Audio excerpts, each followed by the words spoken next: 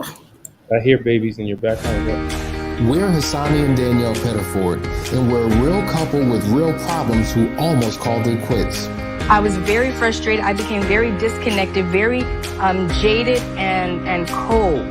We have 4 children, going on 20 years of marriage, and we practice what we preach.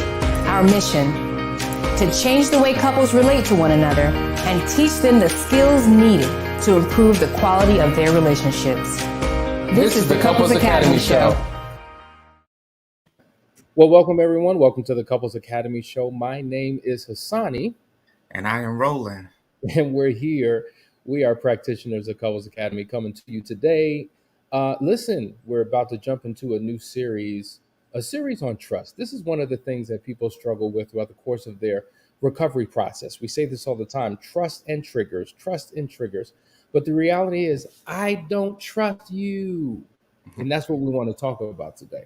Now, obviously, there are things that have been done in the relationship that have caused a breach of trust, but maybe the trust issue goes beyond your spouse. That's what we're talking about today on the Couples Academy Show.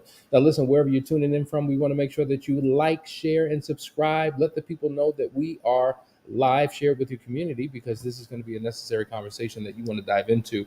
But before we go there, listen, Last Chance Weekend coming up the second weekend of August. We had such an amazing time in July, but guess what? There's a new month, there's a new group, there's a new level of transformation that is waiting for you and your spouse. So why don't you reach out to us today at couplesacademy.org, sign up, get in so that life will be new and different. Listen, we want to go to a quick testimonial of someone who experienced the Last Chance Weekend, the impact that it had on her and her spouse, and then we'll get into today's conversation. So stay right there.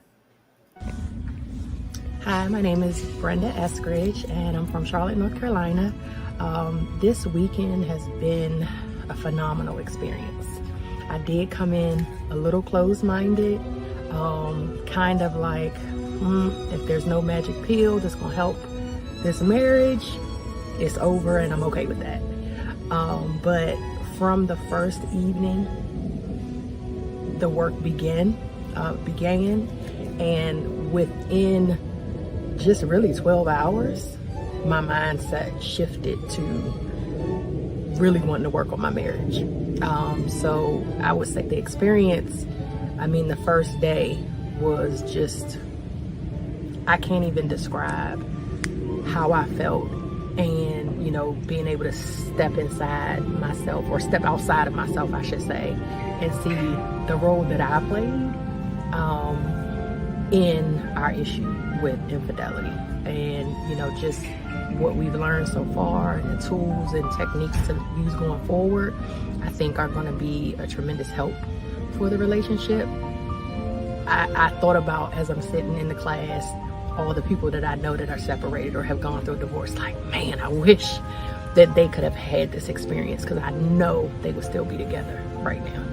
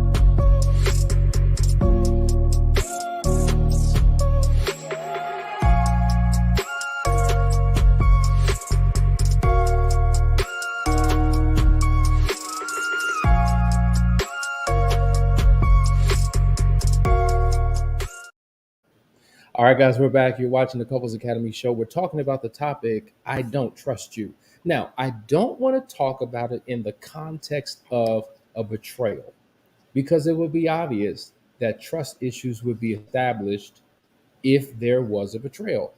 But the fact is, many of us came into the relationship with trust issues.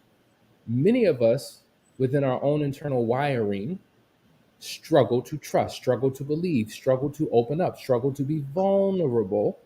And when there is a struggle to be vulnerable and to trust, it can negatively impact the quality of the relationship. So that's what we're talking about today. Roland, I know as you've been working with many of these couples who've come to you for help, they've come obviously from a place of betrayal, but trust for some of them was an issue prior to.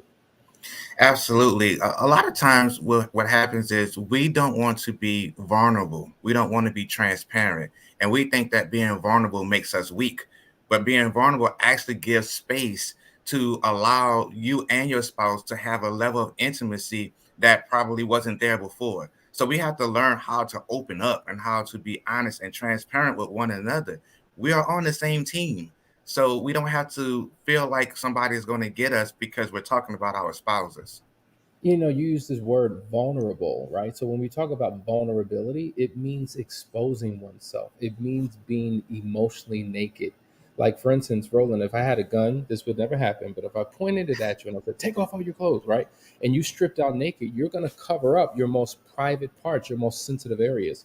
And likewise, when it comes to being emotionally vulnerable, we cover up our most emotional private areas, our head and our heart, where our thoughts and our feelings are.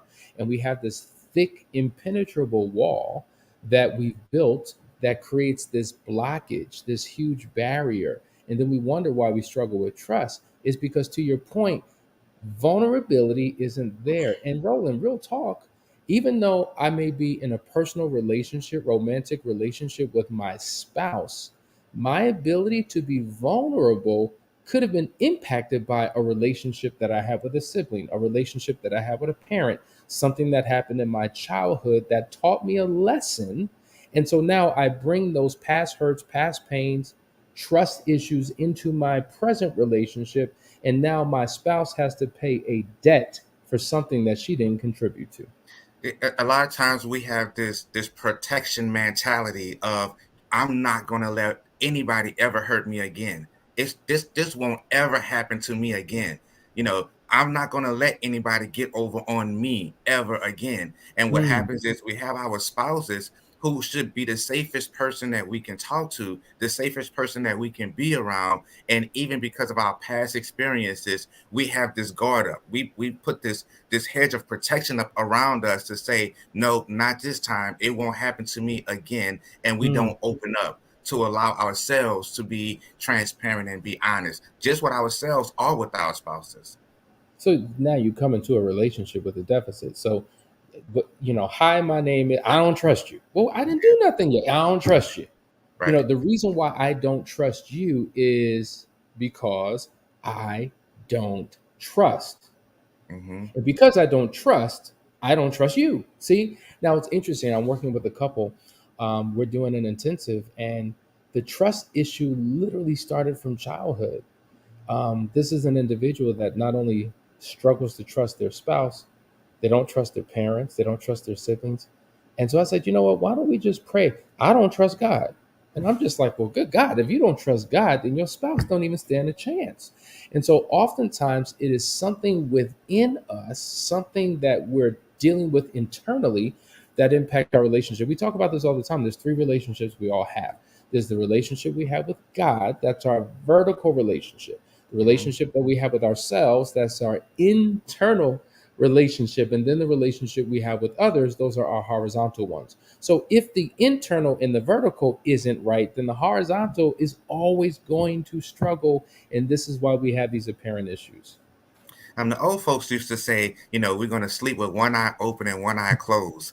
A lot of us walking around with our eyes wide open, but they're really closed because we have this level of mistrust because of past experiences. And so oftentimes we sabotage our own relationships, whether it be with our spouses, whether it be with our friends, our coworkers, because we have this attitude that everyone is out to get me. Everyone is Mm, out to, they have something against me. There's a conspiracy against me. And so for that cause, we don't establish healthy relationships. We don't establish healthy conversations, and we find ourselves wondering why nobody wants to hang out with me, why nobody wants to be my friend. Well, you've already sabotaged it when you said, "Hi, my name is," and in your head, "I don't trust you." It's crazy. Bro, like that's a bomb drop right there. That's a straight up bomb drop. Bomb drop. And listen, guys, listen, we are watching the Couples Academy show. We're talking about I don't trust you and why that is. I want to piggyback off of the self sabotage you just mentioned on the other side of this. Stay tuned. If you've got questions, if you've got comments, we want to hear from you. Be right back in just a second.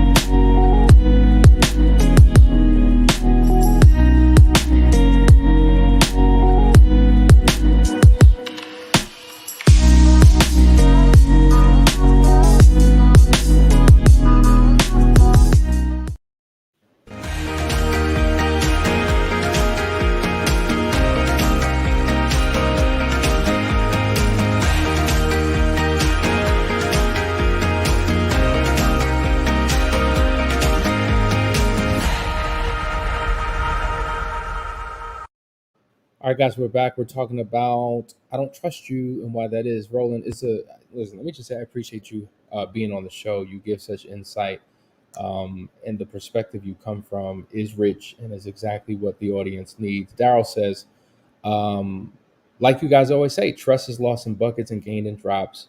Been in it long term, just show up. Absolutely true. And that's the thing. Like, trust is lost in buckets and gained in drops, wherever that trust issue may come from.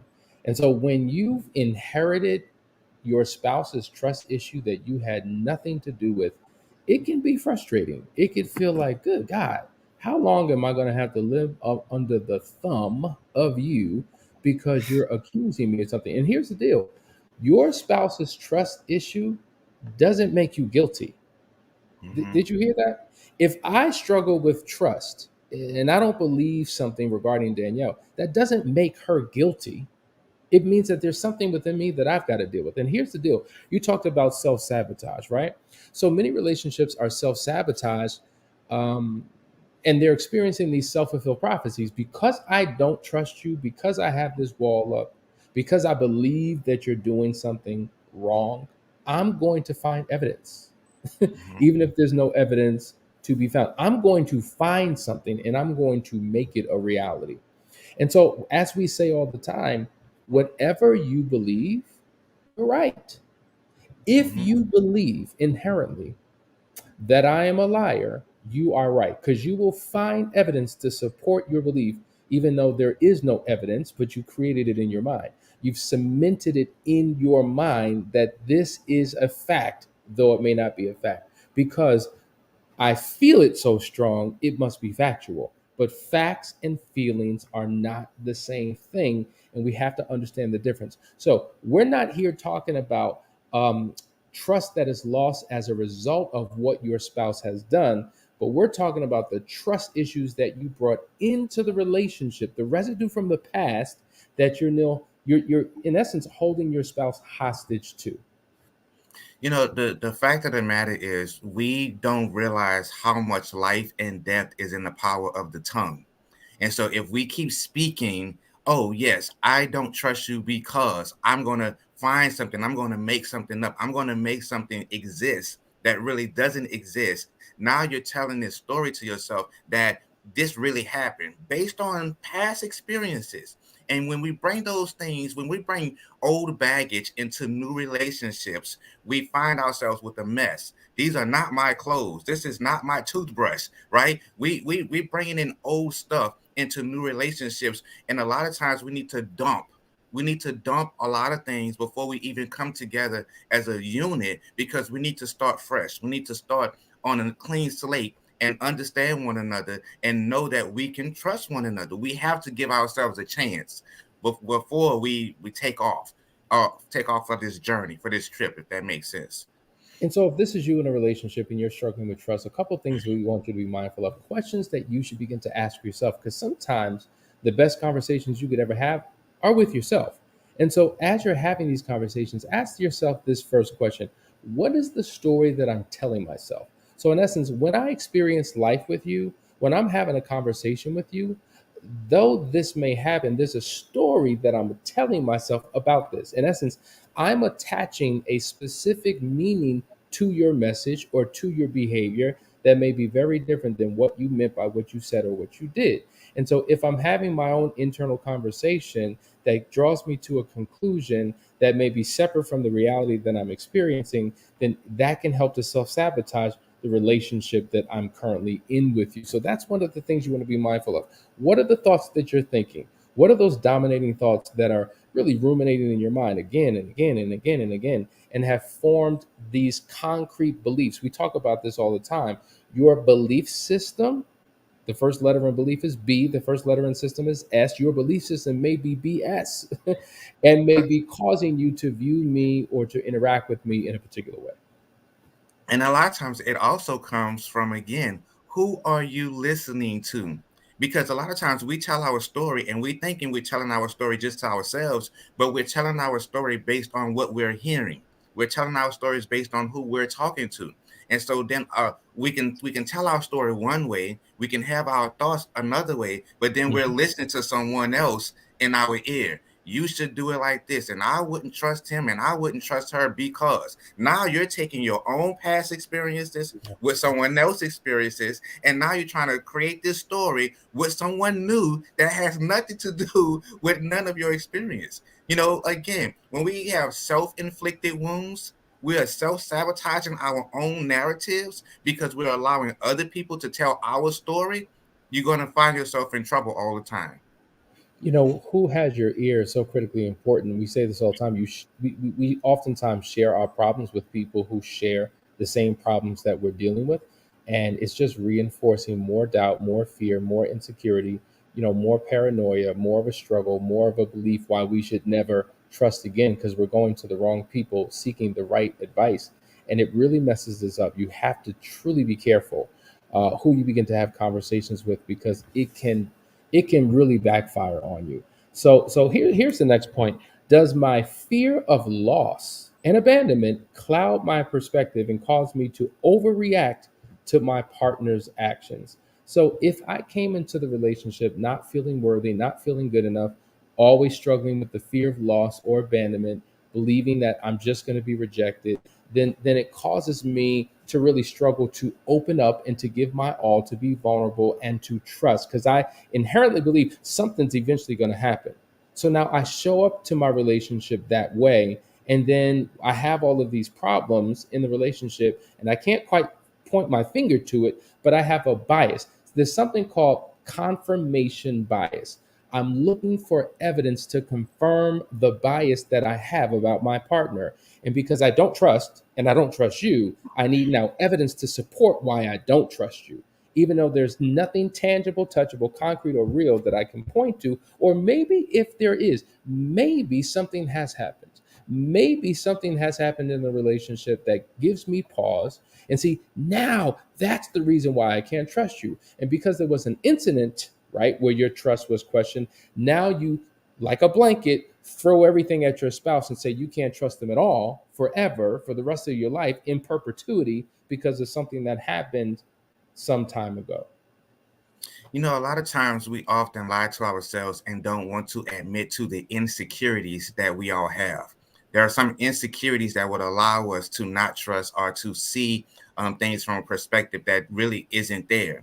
But if you look at insecurities and look at the root word of insecurities, it is secure.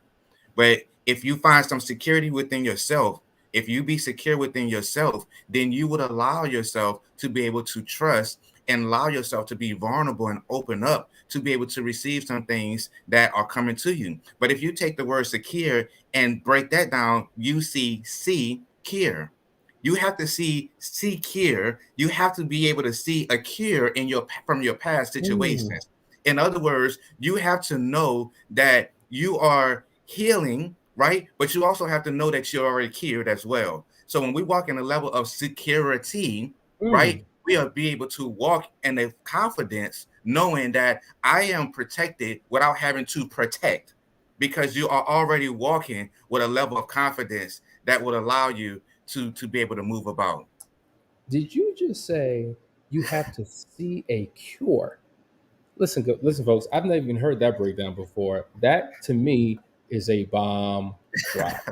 Okay, you just doing it today all morning long, Roland. I appreciate that. Yes, you need to bring security back into your insecure space within your relationship. Listen, guys, you're watching the Couples Academy show. We're talking about these trust issues and how to overcome them. We'll be right back. Stay right there. Couples Academy is expanding its team to meet the growing demand of people in need of help around the world. So if you're a trained, licensed, or certified expert in marriage enrichment, infidelity recovery, sex therapy, life coaching, cognitive behavioral therapy, divorce mediation, financial coaching, or family therapy, contact us today.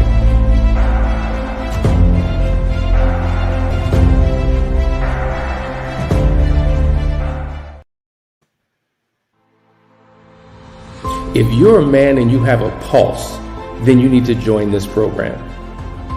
You're a husband, you're a father, you're a leader. You have the weight of the world on your shoulders. You have to be everything for everyone, but do you know who and how to be for you? You're still in search of your own significance. You're in internal battle with your own vices. You're questioning, do I even know what it means to be a man? I know I'm supposed to be there for others, but what about me? The fact is, you need a model. You need a code to live by, a system of principles to govern your life. You need an internal compass to guide your every decision. You need the 4 securities to build your own kingdom. What you need is the foundry. In short, a foundry is a facility where castings are produced by melting metal, pouring liquid metal into a mold, and then allowing it to solidify. Well, this is where we're testing the metal of men. Foundry is a 12-week men's-only coaching program. It is a brotherhood that will take each man through a purification process of the heart, mind, and soul. We here at Couples Academy promise you that if you give us 12 weeks of your life, you will no longer recognize it. If you care about the improving of your life, your marriage, and your family, register today.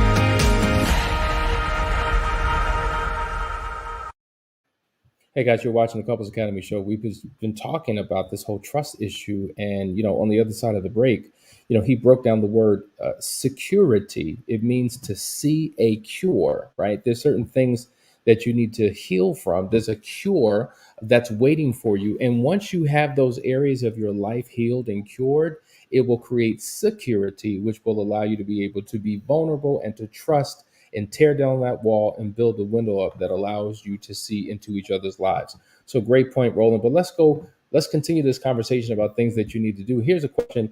Is my mistrust coming from something that is actually happening in the present, or is it related to my past? Now, here's the reality. For people to say, just get over your past, just get over it, that was way back when, that can be very insensitive because it's not dealing with the struggle that you have, because as we said, it's lost in buckets and gained in drops. But I want to differentiate past and present, because there is a difference. Like, so if your spouse has done something in the past, okay, you've got to give them grace. You've got to give them room to grow. You've got to give them room to become the best version of themselves. Because if they're showing up the right way, doing all the right things, and have literally gone through a transformation, as many of the people have, even you, Roland, gone through a transformation, you can't continue to imprison your partner to their past, because that will only make for a very challenging relationship. It really does. You know, we oftentimes we want to drive the car moving in a forward direction, but we're looking in the rearview mirror. But one thing I often say, if you realize the rearview mirror is much smaller than the windshield that it's on, and we have to look at our future, we have to look at our lives through the windshield and not through the rearview mirror. And but then there's also the side mirror, and on the side mirror there's a little disclaimer that says objects may seem to be closer than they really appear. We have to Hmm. move away from our past so that we can find ourselves operating in a level of trust and security within ourselves, so that way we can live our best lives. We want to hold on to things, and yes, it is very insensitive when we tell a person, oh, just get over your past. Oh, that's in the past. Just leave it where it is. A lot of times it takes steps, it takes a level of grace, as you had mentioned to your point, but there's also this word called reassurance. We have to be reassuring, one, to ourselves that we can overcome our past, and then we have to be reassuring to our wives, our husbands, that they can overcome as well. We have to walk together with a level of grace, holding each other's hands, holding each other accountable, and building each other up at the same time, one step at a time, one step at a time. There it is. I hope you guys are getting this, because we're walking you through how to begin to do it. Your analogies are incredible. I'm stealing them. I'm telling you in front of everybody. I'm not giving you credit for it. So just know it when you hear it. All right, let's go to the last one. Do I possess self-love and allow myself to be loved and respected? I think this is hugely important, right?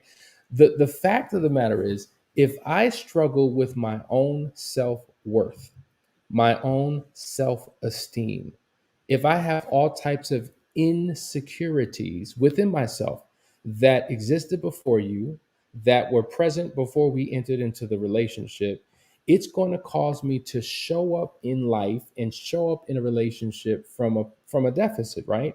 I'm not showing up as my best self. I'm showing up in a vulnerable, weakened state. And so, because I feel certain types of way about myself, I make assumptions about how you must feel about me, how you must how you will treat me, based upon my own stuff that I'm carrying, my baggage, my struggles, my faults, my idiosyncrasies. And so the reality is, if you don't take the time to become your best self, you will always feel possibly that your spouse may not have your best interests in mind and may treat you. Think about it. People sometimes, we think people will treat us the way that we treat ourselves. So if I don't treat myself in a loving, worthy way, then I certainly can't believe that you will, and there it breeds the trust issue. Listen, it's crazy. First of all, I want to say this really quick because you say you're stealing my points. My Cash App is no, I'm just playing, right? So a lot of times, listen, we have to find a level of self-love. And the truth of the matter is, how we carry ourselves is how people will treat us. You have seen it many times before. If you're dressed a certain way, you get a certain level of respect. If you talk a certain way, if you act a certain way, there's a level of respect that is given to you from outside people. But when you enter into a relationship, when you enter into a marriage, you have to have a standard. You have to have a level of what you believe for yourself. Because if you don't have it for yourself, you can't expect anybody else to give it to you. Or they're going to give you what they want you to have or what they think you deserve. See, self-love has to come from within.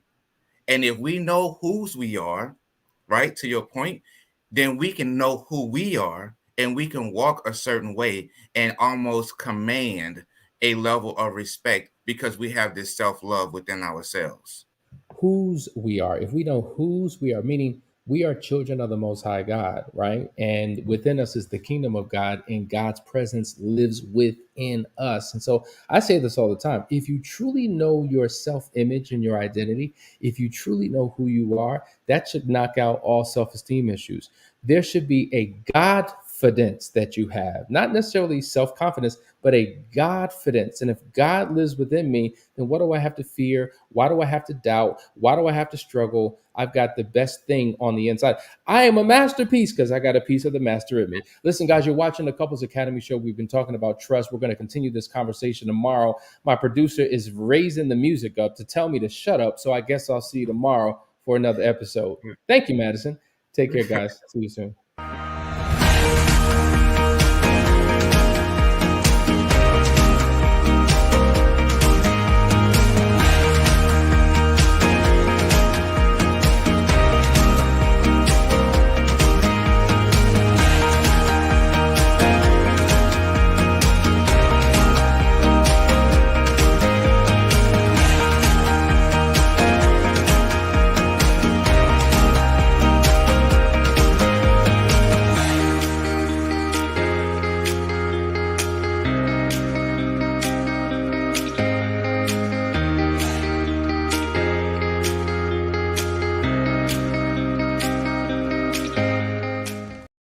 YouTube Shorts, all that good stuff. Hey, yo, Roland. Yes, sir. Can you get rid of that screen?